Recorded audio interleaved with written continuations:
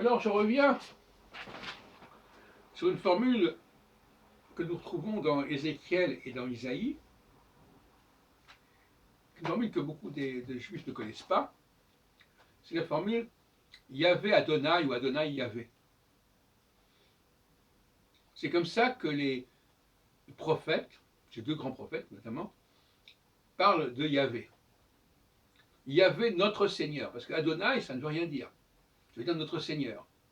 Bon, ça peut être notre Seigneur, je peux appeler n'importe tout qui est le Seigneur, mais ça dépend des gens. Yahvé, c'est quelqu'un de précis.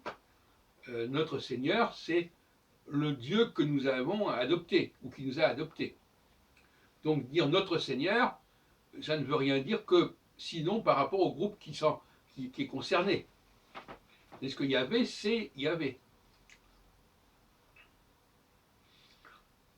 Donc, dans le schéma Israël, la formule qui est proposée, c'est, il est écrit Yahvé, mais il faut lire Adonai. Assez. Or, dans les prophètes dont je viens de parler, c'est Yahvé Adonai. Parce que Adonai ne renvoie pas nécessairement à Yahvé. Pour un groupe donné, ça va être s'il dit Adonai, ça renvoie à Yahvé implicitement. Mais l'expression elle-même ne veut pas dire ne renvoie pas à Dieu. Et il n'y a pas de raison de remplacer le nom de Yahvé par Adonai. Sinon, bon, ça peut se comprendre éventuellement.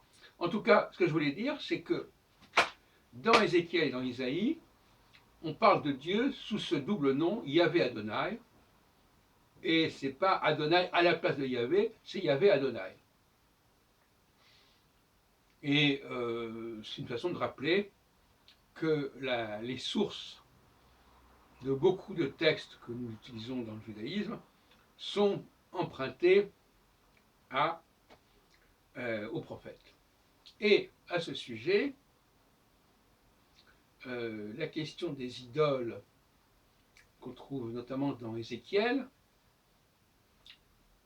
quand Ézéchiel s'adresse à la maison d'Israël, il ne s'adresse pas aux Juifs. Que ce soit bien clair. Donc quand on dit écoute Israël, on ne s'adresse pas aux Juifs. On s'adresse aux Israélites, aux gens du Nord. Et j'ai encore entendu ce matin sur Notre-Dame, Radio Notre-Dame, quelqu'un qui citait les psaumes ou je ne sais plus quoi, et qui disait on s'adresse à Israël, donc on s'adresse aux Juifs. Cet amalgame entre Israël et les Juifs est inacceptable, même si les Juifs eux-mêmes font cet amalgame, puisqu'ils ne dédaignent pas de parler du peuple hébreu ou des Juifs sous le nom d'Israël. Mais ça, c'est une confusion qu'on retrouve également dans le Talmud.